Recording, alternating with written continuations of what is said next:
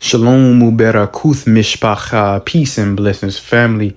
In this video, we're going to be talking about peace, how to obtain peace as an individual, and how this world, the only way this world can obtain peace.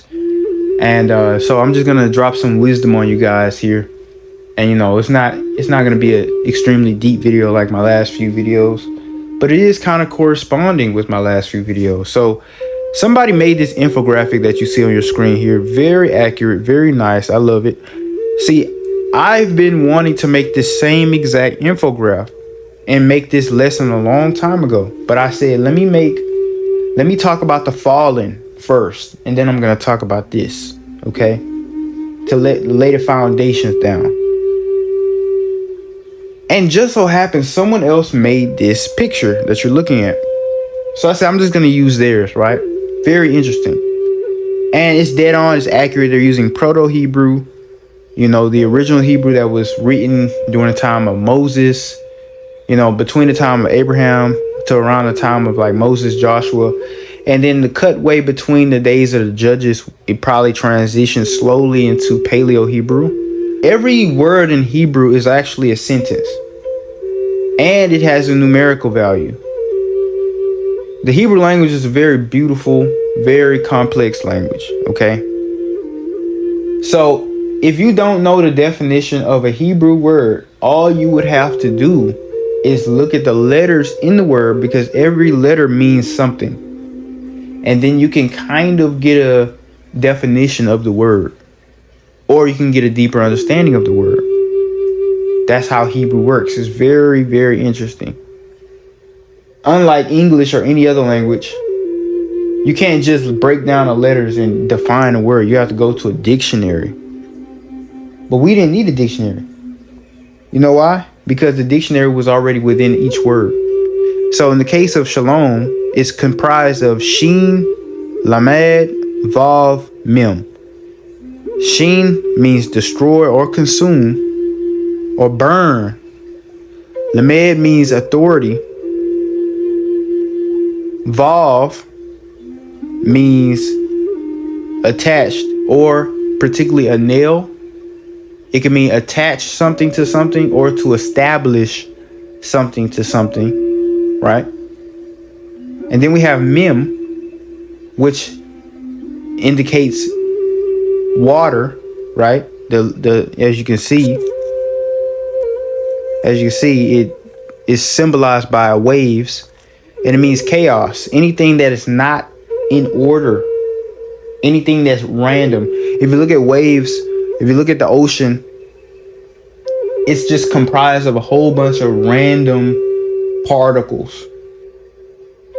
The reason why in ancient Hebrew thought chaos was symbolized by waters is because chaos just meant the opposite of order, the opposite of structure. As we know, waters, liquids, they don't have structure. There's no definite shape of water, right? You would take water, put it in a cup, it takes the shape of the cup. Put it in a bowl, it takes the shape of a bowl. It's influenced by every outside force, wind, temperature change, etc. It changes from one state of matter to the next.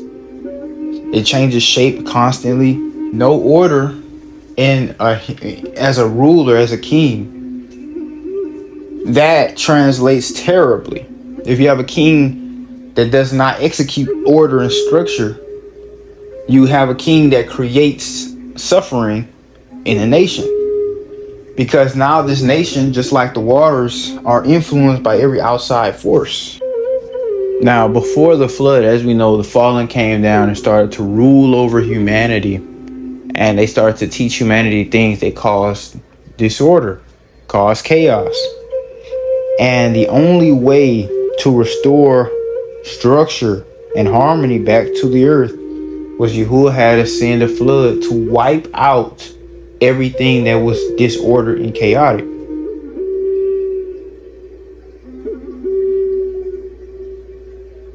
So Yah said, look, I'm never going to flood this world again, because I destroyed the chaos. But then lo and behold, chaos came back because these fallen entities came back.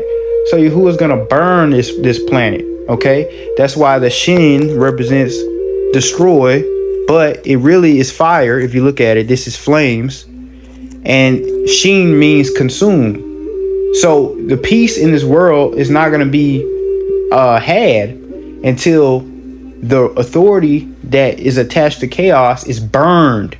Okay, literally, the kings of this earth have to be killed, specifically by fire, before this world can be made peaceful again. We see the sheen in the lamed, and what do we know about the sheen in the lamed? They're both found also in Yashara'al or Yasara'al, right? Yasara'al literally means something very similar to the word shalom, but ironically, it also means something very violent. Yashara'al literally means hand that consumes the high, strong authority. We are supposed to be killing and burning and destroying the wicked kings of the world. That was one of our duties as the nation of Yasharal. That's what Yah called us to do. And at the time, Canaan was the most wicked nation in the world. Okay? They were doing crazy abominations, guys. And they were about to spread that. Yah called us to the land to eliminate them. We pest control. We had to eliminate them, and we had to, if they wanted to be peaceful with us, okay, they're tributaries. We don't destroy them. But now since you're tributaries, you follow our rules. You understand? That means no more sacrificing babies, no more having ritual bestiality acts, no more having slitting your wrists and offering your blood to other gods and dying under statues of idols. This is actual stuff they were doing, guys. No more all the little cult practices that they were doing. No more sorcery and witchcraft and voodoo and all the stuff that the Canaanites were doing. You're going to serve us now. That's if they made peace with us. But if they did not make peace with us and they wanted to make war with us, Yah said that we should go in and destroy every single man, woman, and child among them. Now, people might say, oh, that's crazy. Children, that's only if they want to make war with us. Yah told us, hey, if they want to act violent, on top of all the other stuff that they're doing, eliminate them. And that's good, because most other wars around the world, they only killed the men. They left the women alive, they left the children alive. What you do when you do that is the women raise the next generation of boys. The boys grow up into men, and they're wondering, where's my dad? And then their moms say, well, Nation of Yasharal came in and killed them all, killed all your fathers. And these boys grow up with anger towards Yasharal, and then they'll make more war with Yasharal. So what's going to happen is, if we didn't kill the babies, then there'll be reoccurring war in the land, non-stop war. And the purpose that Yah was trying to do is create peace.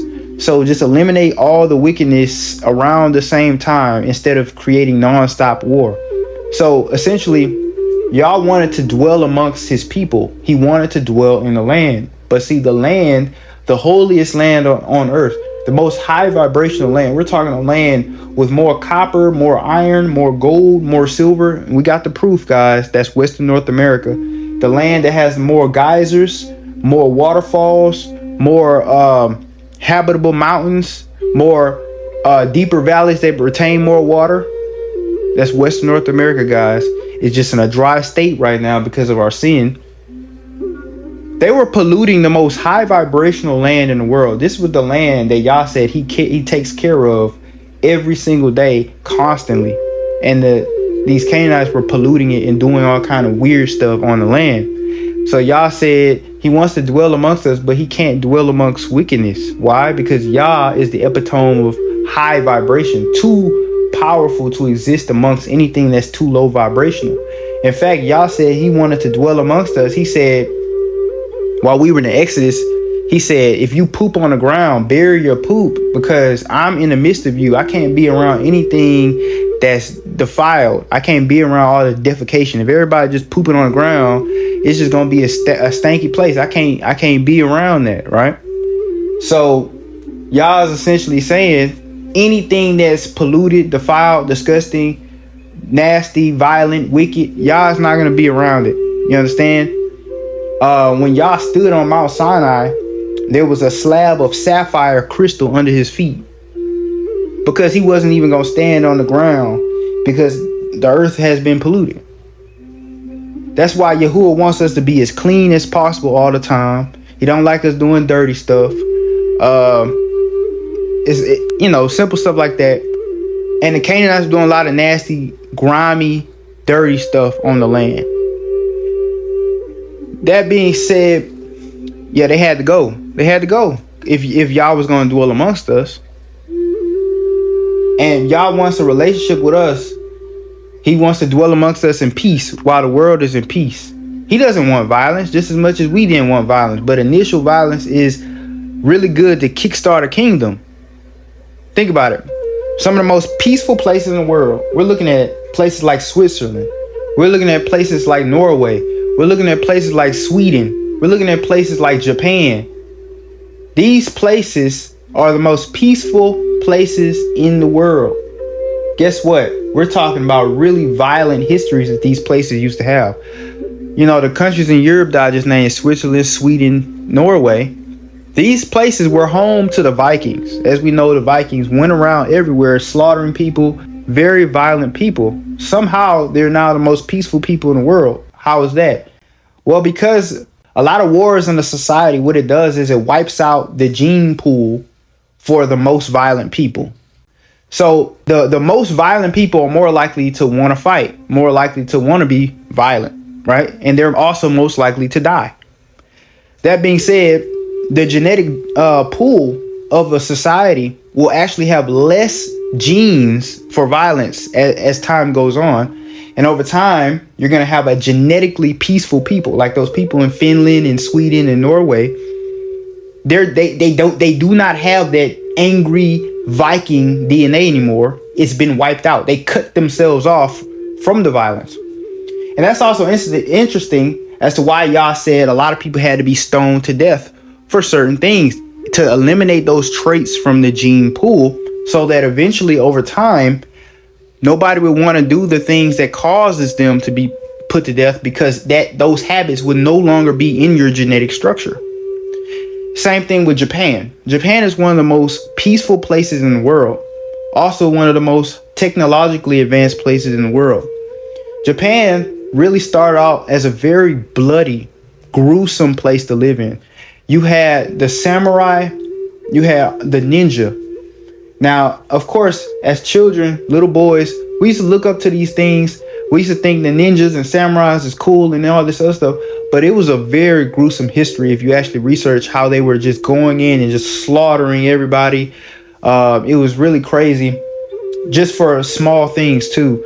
How they would literally cover the streets in blood and hang people's heads up high on stakes and all kind of stuff. And yeah, somehow Japan just so happens to be one of the most peaceful places. You know why? Because they eliminated the gene pool. Even in World War II, they eliminated their own gene pool a lot as well, through the violence that they were doing. That even more so wiped out their most violent people. So now the newer generation do not have as much of the negative traits, because the people that carried the negative traits died before they could have children. It's actually a really interesting study that you need to research on how violent societies eventually become extremely peaceful societies. So Yahuwah what he was trying to do is create organized violence in the beginning as a foundation, so that eventually we could dwell in the land in peace. So a lot of people think Yah is so bad, and so it is crazy, because Solomon said Yahuwah has created everything beautiful in its time, but man doesn't see the full picture. I'm paraphrasing, of course. Yahuwah created everything beautiful in its time. You understand? But man doesn't understand the full sequence of events. We only live for 100 years if we get lucky, 120 years if we get lucky. Yahuwah has been here forever. That being said, only Yahuwah knows why he's doing something. A lot of things go over a lot of people's heads. A lot of people thinking Yah is evil. I've seen countless people saying that he's an actual demon, even. And it's actually sad because they don't realize that everything that we consider evil that Yah does, because Yah did say, I create light and darkness, I make peace and evil, right? But what people don't realize is the reason why Yah does evil is only so good can come out of that. Just like with the story of Joseph, right? When Joseph was sold by his brethren because they were very jealous of him, they sold him into bondage in Mizraim. And Joseph was a slave for many years, but he eventually rose to the top and became second in charge of all Mizraim, a serious ruler of the earth. And crazy thing is, his brothers went to Joseph, and his brothers were crying. It was like, oh man, we didn't mean to do that. Or we really sorry. And Joseph was like, look, don't worry about it. You meant it for evil, but Yah meant it for good. What does that mean, guys? Yah will use people's evil intentions sometimes to make good come out of that. Yah will create evil actions just so a more permanent good can come from that, guys. So that's a prime example there.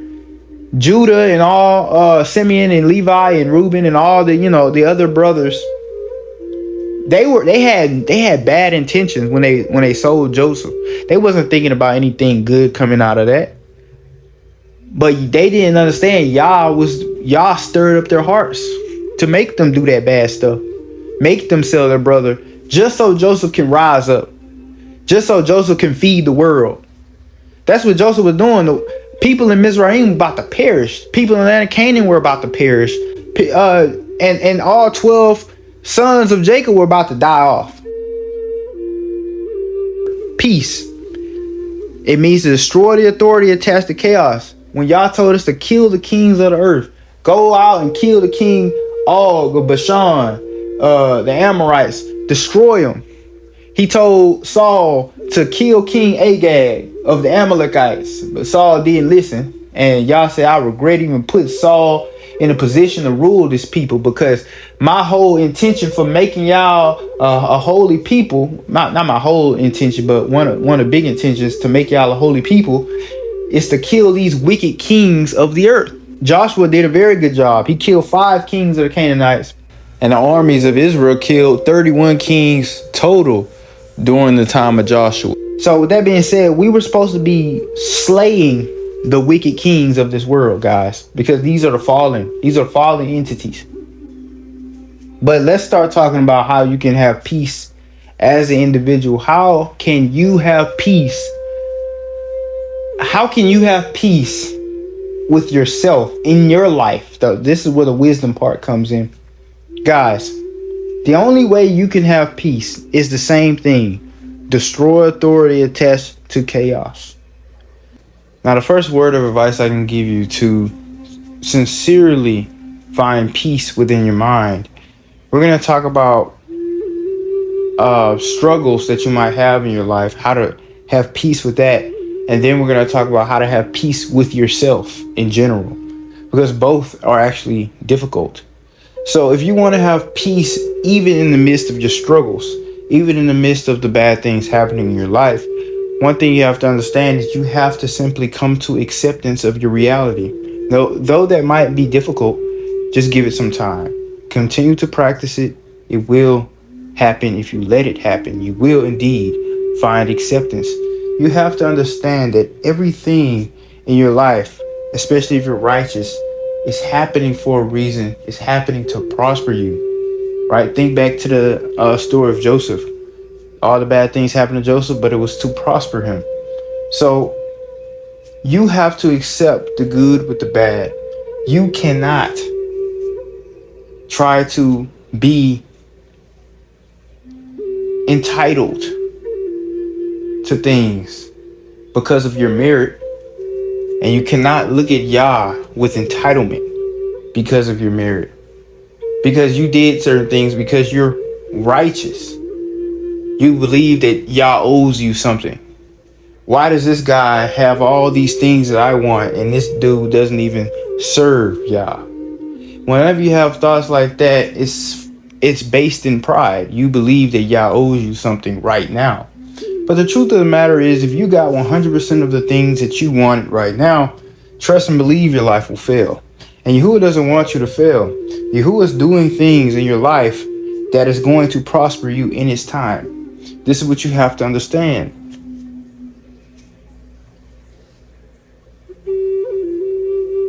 So you have to have gratitude for what you have. When a person has pride, they cannot have gratitude, because the very definition of gratitude means you truly thank someone outside of yourself for helping you get something or giving you something.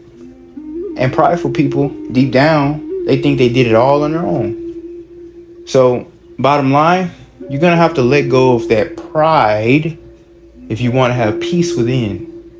So guys, inside of you right now, you have a consciousness, but your consciousness is composed just like the heavens. You have a divine counsel within your mind. In your head, you have an internal dialogue. That's what I'm trying to get. An internal dialogue, right? The internal dialogue, you have higher self and you have lower self, okay? It's not that you have two people in your head. It's not. See, you have one spirit, but that one spirit has many frequencies within it. Those frequencies are different, kind of like radio stations. Y'all put, different radio stations within everything that has consciousness. There's a specific frequency with a numerical value for pride, shame, guilt, anger, hate, happiness, joy, pleasure, satisfaction, peace, wisdom, enlightenment. All of that within you have a numerical value. Lower frequency emotions or spirits like pride, shame, guilt, anger, those things are your lower self. But things like gratefulness, gratitude, humility, and enlightenment, those are your higher self. Do you understand? So you're going to have thoughts that govern your everyday to day actions. This divine counsel within yourself, in control of everything that you do. But it's your job, you being the self within, to know what to listen to. Know what spirits within you should follow. But one of those things is pride that really mess people up. Because just like the rod of chaos in this world, the fallen, why have they fallen? Because they were prideful. You understand? Just like scripture says, pride goes before a fall. Guess what? That rod of chaos within you, that pride, that's going to make you fall. Before it make you fall, you will never have peace within you. You will only have war inside of your mind. Now you might be thinking pride isn't the only thing that takes away our peace. There's anger, there's lust, there's, a plethora of other things. All of that is a part of the ego. All of that is a part of pride. Okay, pride is not separate from those things.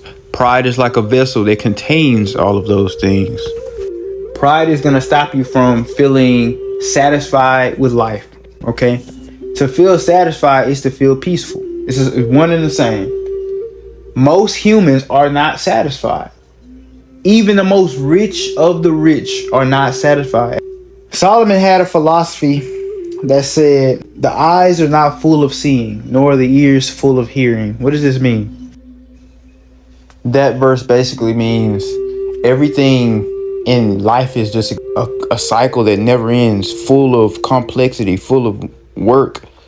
Yet man who observes it never gets tired of it, is never satisfied with it. Even you can hear the most beautiful song, and guess what? You're going to want to listen to more beautiful songs. You're not just going to want that one song. You can taste the most delicious food, and you're going to want more. You can see the most beautiful woman, and you're going to want more. There's no satisfaction within the human mind. It is never filled. You will never meet your fill. You can get this amount of money. Guess what, man? You're gonna want more. You're gonna want more, more, more. And that's the thing. You have to understand. Don't let those desires consume you. And this is what Solomon was talking about specifically in the book of Ecclesiastes.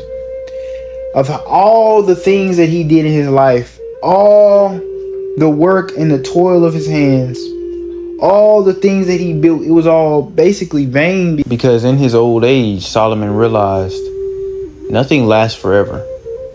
All this work I put in, it could be gone just like that. All my inheritance can pass into the hands of a fool. Mount Moriah, where the temple was built, was a dry, empty hill before, and it's going to be a dry, empty hill again in the future. He realized that he put in so much effort into giving everybody else peace around him, bringing peace into the world, into the nation, but he never brought peace within himself. And he let that consume him, and he let that be his fall. Do you understand? Everybody is striving to have all this stuff, but Solomon said the best thing in life is just to eat and drink and just live. Because that's what Yah gave us as a gift in life.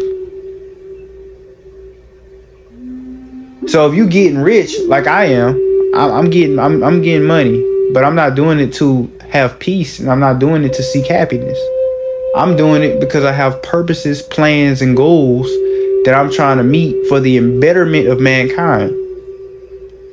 But most people trying to get rich for materialistic purposes, for their own, trying to fill a void within them, and it's not going to fill it.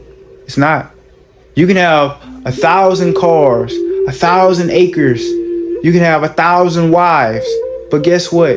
If you don't have satisfaction within, you don't have anything. You have to let go of the pride within in order to allow satisfaction to take place. So the rod attached to chaos that's within is called pride. You understand that? It's called ego. It's called materialism. When people think of pride, they just think that pride means you think you're better than everybody. But that's not always what it means. It can simply mean you just want to boost the ego. You want a lot of things for the ego. That's what pride is. That right there, you will never have peace if you have it. People don't realize they're trying to get these things for happiness, but they're actually not. It's actually for ego. A lot of people will kill their peace in pursuit of happiness. A lot of people will kill their peace in pursuit of happiness. Let's not correlate peace with happiness, guys. Happiness is a fleeting emotion. Nobody should try to be happy. If you're happy all the time, then something's wrong with you, because it's not a happy land. You ain't gonna be happy all the time in this world. If you are, it's a mental disorder, or you ain't sober. There's no way you can be happy all the time. So if you seeking happiness, that's like trying to fill up a bucket full of holes. It's not gonna happen. What you need to seek is peace, because no human is ever happy more than an hour. You're gonna be happy, then something gonna happen, or you just gonna get used to it, and then you're gonna go back to a normal state, or you're gonna get angry, or you're gonna get sad. Because emotions go up and down, up and down, up and down. I could be happy one minute, I just won the lottery. Oh yeah, I'm happy. But then even some good stuff like that, I'm gonna get used to the knowledge, and I'm just gonna go back to a neutral state. It is what it is. It's humans. Solomon was doing all this, putting all this work in for all the material gain that he had, and then afterwards, when he lost it all because of one foolish act, he realized, man, I did all that for nothing, because even while I was in the height of all the things that I had, I still wasn't satisfied. I still was not satisfied. Because Solomon, what he had this whole time was ego. And that ego must be destroyed. You must have a death of your ego before you can have internal peace, guys. Internal peace. You have to be as humble as possible in order to have internal peace. There's no way a prideful person will ever be peaceful within, will ever have peace within. Why you have a higher self, that's why you have negative thoughts. That's why you have positive thoughts. That's why you have something in your head telling you, hey man, don't eat that. That's unhealthy. That's why you have some in your head saying, hey, look, it's time for you to go to sleep. You need to get sleep so your body can recover, your body can heal, your body can cleanse itself. That's why you have some in your head telling you, hey, stop scrolling, man. You scrolling too much. That's why you have some in your head telling you, hey man, it's okay. Eat the extra sugar. It's okay. Do the addictive cravings. It's okay. Get on that website that you're not supposed to be on. Do that drug. It's okay. That's why people go down dark paths, because they listen to dark entities within their own mind. It's okay. Text that minor. Yes, she's 16 and you're 35, but text that minor. It's okay. And then people go, deeper and deeper into lust and pride and all this other stuff, and then they ruin themselves. Or some people succeed and get better in life because they listen to their higher self that told them to do good things, and then other people listen to the one that told them to do bad things. So we all got the tree of knowledge and good and evil within the mind. And I'm not trying to get too deep, but what I am trying to do is let you know how to achieve peace and satisfaction with life. And the only way you can do that is through killing your ego, killing your pride. Stop thinking that you are above anybody in this world. Okay? The truth of the matter is, like I was trying to explain, we are made out of the same stuff that all the universe is made out of. We are made out of the same stuff as dirt, guys. We're made out of the same stuff as rocks. We are made out of the same stuff as water. We are made, me and the person who I think is a bum on the street is made out of the same exact stuff. We got the same DNA composition. Guys, why do I think that I'm better than somebody just because he is homeless or something? Why do I think that I'm better than anybody? If we are all literally, our mind is made out of the same stuff, our body is made out of the same stuff, our spirit is made out of the same stuff. We are the same as a tree, a rock, a stick. Y'all understand what I'm trying to explain? That's why Solomon said we are literally beasts, guys. We poop, we pee. You know what I'm saying? We die just like them. So who am I to think that I'm above somebody just because of something I did that they also have the power to do if they apply themselves? You see what I'm saying? Pride and ego act like an authority within ourselves, right?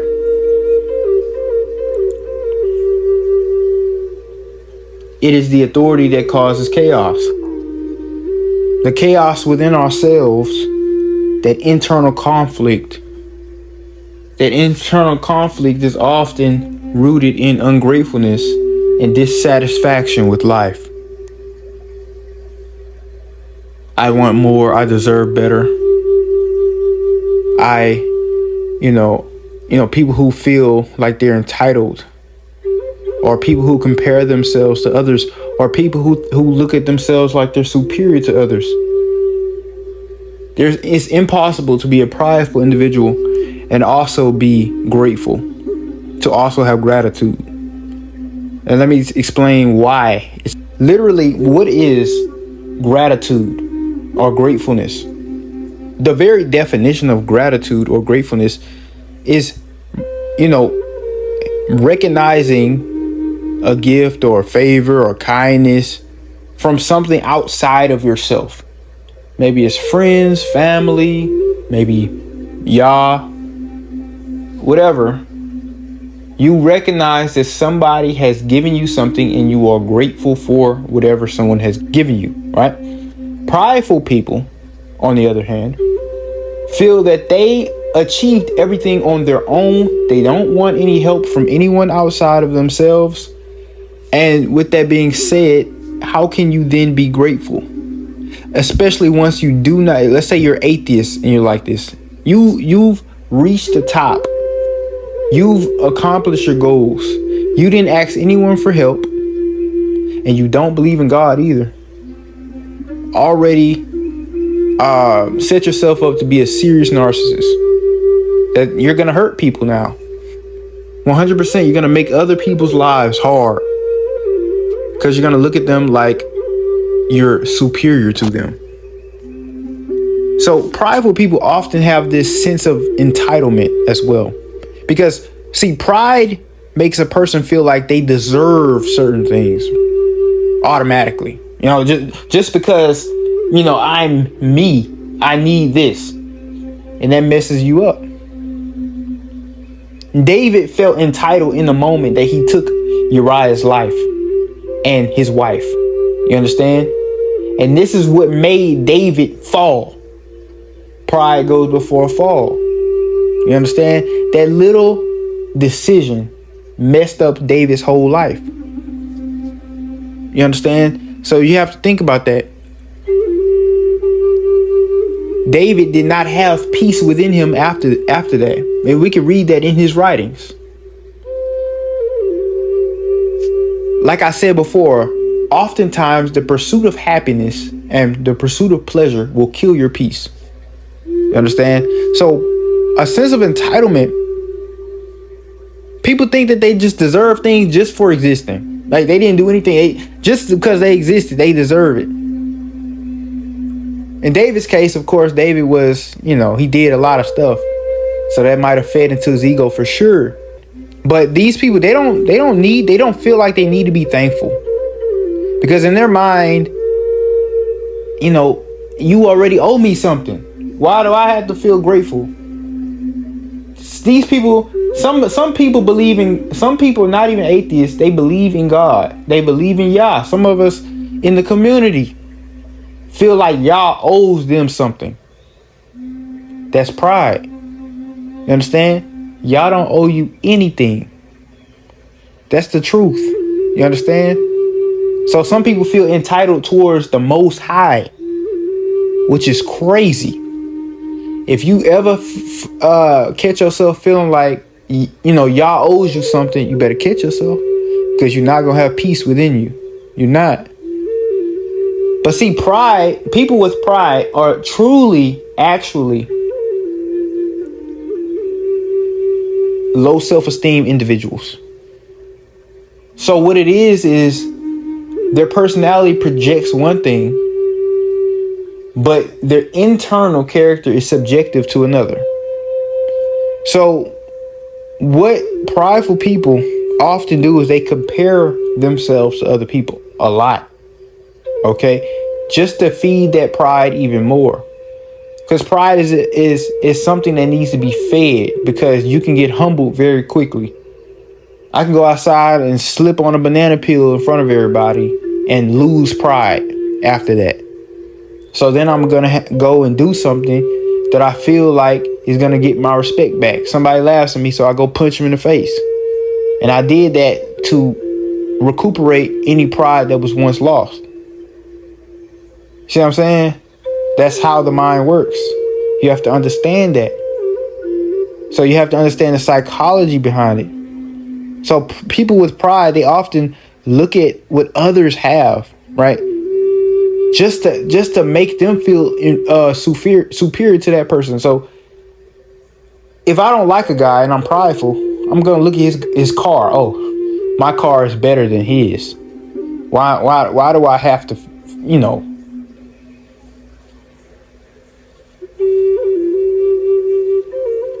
Or the opposite, sometimes prideful people resent what other people have.